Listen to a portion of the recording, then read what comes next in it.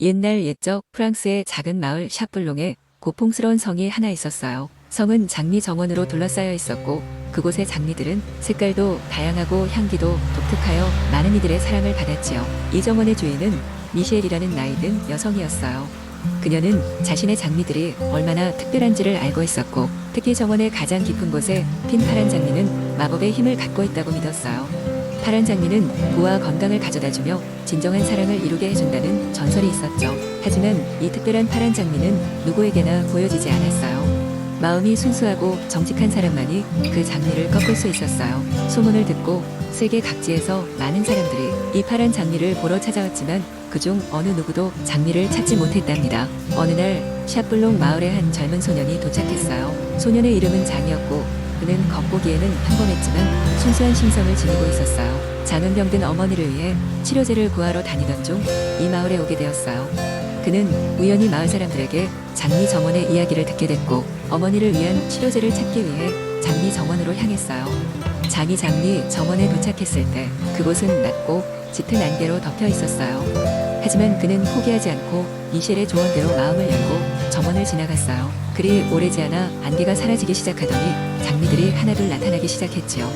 온갖 빛깔의 장미가 가득한 정원을 지나던 중 그는 드디어 파란 장미가 우뚝 솟아있는 것을 발견했어요. 장은 마음속으로 어머니의 병환이 나을 수 있기를 진심으로 기도하며 장미에 다가갔어요. 그 순간 파란 장미가 가느다란 빛을 발하며 장의 손 위에 살포시 내려앉았어요. 정문으로 돌아온 장은 미셸에게 인사를 드리고 장미를 어머니께 가져갔지요. 그 장미는 놀라운 효과를 발휘하여 장의 어머니는 점차 회복되었고 마을 사람들은 장의 진심 어린 노력을 알고 그의 이야기를 전설처럼 전하기 시작했답니다. 마음이 순수하고 정직하면 이루지 못할 것이 없다는 교훈을 남기며 샤블롱의 장미 정원은 앞으로도 오랫동안 많은 이들에게 희망과 사랑을 전해줄 것입니다. 두 번째, 이야기 옛날 옛적 프랑스의 외곽에 위치한 작은 마을에서 샬로라는 이름의 젊은 소년이 살고 있었습니다. 샬로는 자연과 대화할 수 있는 특별한 능력을 가진 아이로 마을 사람들 사이에서는 신비로운 존재로 여겨졌습니다. 그는 언제나 근처에 숲으로 들어가 바람과 나무, 동물들과 대화를 나누며 시간을 보냈습니다. 숲 한가운데에는 아무도 들어갈 수 없는 마법의 정원이 있다는 전설이 있었습니다. 이 정원은 아름다움으로 가득 찬 만큼 수백 년 동안 신비로운 힘으로 보호받고 있다고 전해졌습니다. 이 정원에 대해 알고 있는 이는 거의 없었지만 샬로에게는 그 이야기가 하나의 도전으로 다가왔습니다. 어느 날 샬로는 결심을 했습니다. 자신이 그 정원을 찾아내고 그곳의 신비를 알아낼 것이라고. 샬로는 숲의 친구들에게 도움을 요청하였고 바람은 그에게 가장 안전한 길을 안내했으며 새들은 하늘에서 그의 길잡이가 되어 주었습니다. 그리고 나무들은 그의 앞길을 밝혀주는 표식이 되어 주었습니다. 드디어 샬로는 마법의 정원의 경계에 도달했습니다. 그 경계는 투명한 막으로 덮여 있었고 막 속에는 온갖 색으로 빛나는 작은 별들이 자리 잡고 있었습니다. 샬로가 그 막에 손을 대자 막은 부드럽게 열리며 그를 신비로운 세계로 초대했습니다. 정원은 자연의 모든 경이로움이 응축되어 있는 곳이었습니다.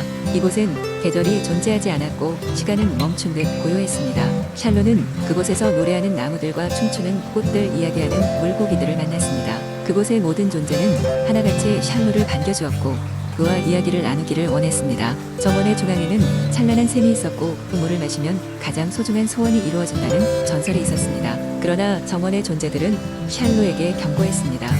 그 샘이 자신의 이기심으로 인해 악용될 가능성이 있기 때문에 샘에 접근하려는 자는 마음의 순수함과 타인을 위한 배려가 무엇보다 중요하다고. 샬로는 잠시 고민했지만 자신이 진정 원하는 것이 무엇인지 깨달았습니다.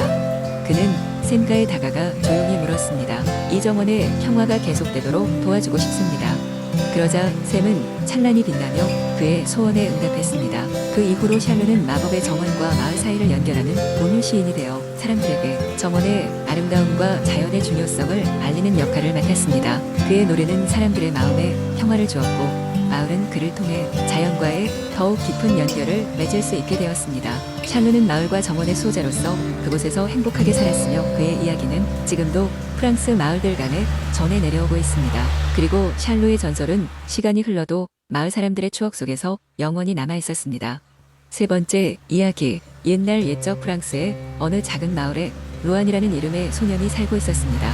루안은 늘 모험을 꿈꾸던 소년으로 특히 마을 인근에 있는 마법의 숲이라는 신비한 숲에 대한 이야기를 들을 때마다 가슴이 설렜습니다. 사람들은 그 숲에 마법의 생명체가 살고 있으며 그곳에서 믿을 수 없는 일들이 벌어진다고 했습니다. 어느 날 대담한 루아는 숲을 탐험하기로 결심했습니다. 그의 부모님은 숲의 위험에 대해 걱정했지만 루안의 확고한 결심을 막을 수는 없었습니다.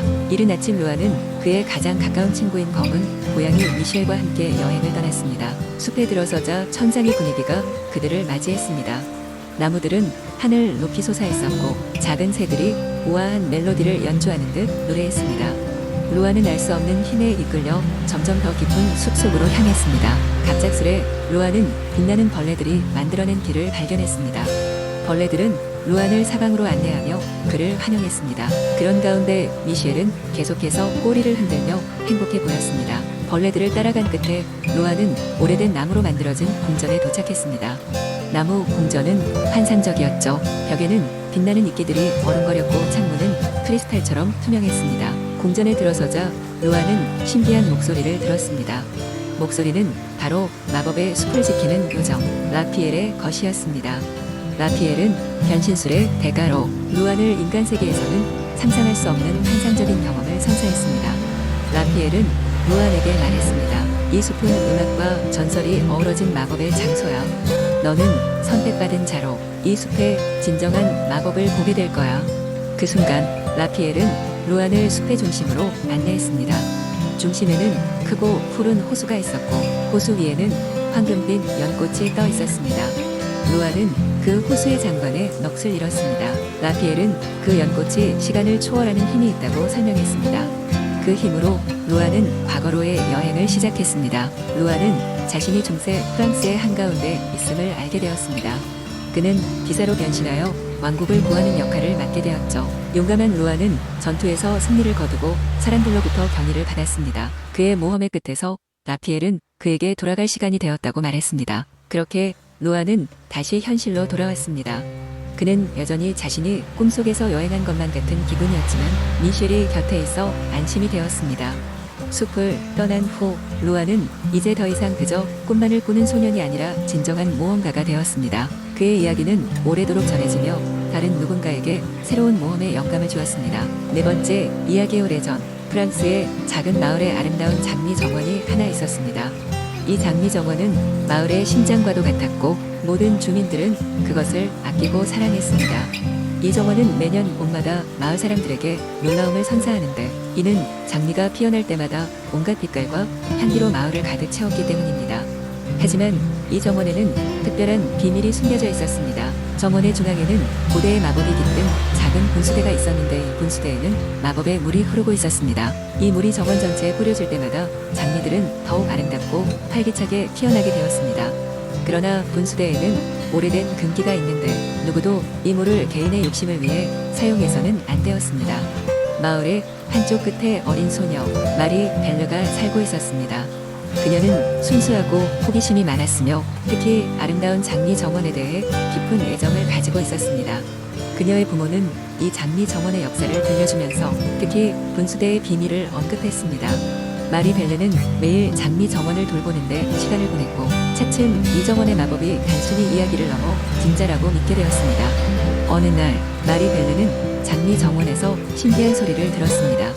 그 소리를 따라가 보니 중앙의 분수대에서 나는 소리임을 알게 되었습니다. 분수대의 물이 마치 그녀에게 말을 걸듯 부드럽게 흐르고 있었습니다. 궁금증이 커진 마리 벨르는 집에 돌아와 특별한 계획을 세웠습니다.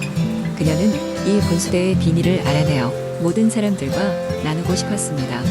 다음날 어둠이 깔리고 모두가 잠이 들었을 때 마리 벨르는 손전등 하나를 들고 장미 정원으로 다시 향했습니다.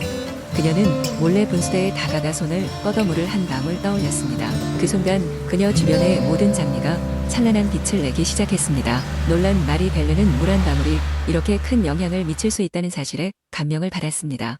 그러나 그녀는 낯선 기운이 정원에 흐르기 시작함을 느꼈습니다. 그 순간 어느 날 갑작스럽게 정원 주변에 나타난 신비로운 인물, 즉 이 정원의 마법을 수호하는 정령이 모습을 보였습니다. 정령은 미소 지으며 마리 벨르에게 마법의 물의 힘과 책임을 설명했습니다. 물을 함부로 사용하면 정원의 평화가 깨질 수도 있음을 알리며 그래서 사람들이 같이 나누어야 한다고 말했습니다. 어리지만 현명했던 마리벨레는 이를 듣고 깊이 깨달으며 정령에게 약속했습니다. 자신만의 이익이 아니라 모두를 위해 이 마법을 사용할 것이라고. 다음 날 아침, 마리벨레는 마을 사람들을 모아 정원에서 일어난 일들을 전했습니다. 마을 사람들은 그녀의 순수한 마음과 용기를 칭찬하며 모두 함께 스스로 정원을 가꾸기로 약속했습니다. 그 결과 장미 정원은 더욱더 아름다워졌고 마을 사람들은 그 어느 때보다도 서로 협력하며 행복한 나날을 보내게 되었습니다. 그리고 이 이야기는 세대를 넘어 전해져 내려가며 마리벨레의 이름은 오랫동안 마을 사람들의 기억 속에 남아있게 되었습니다.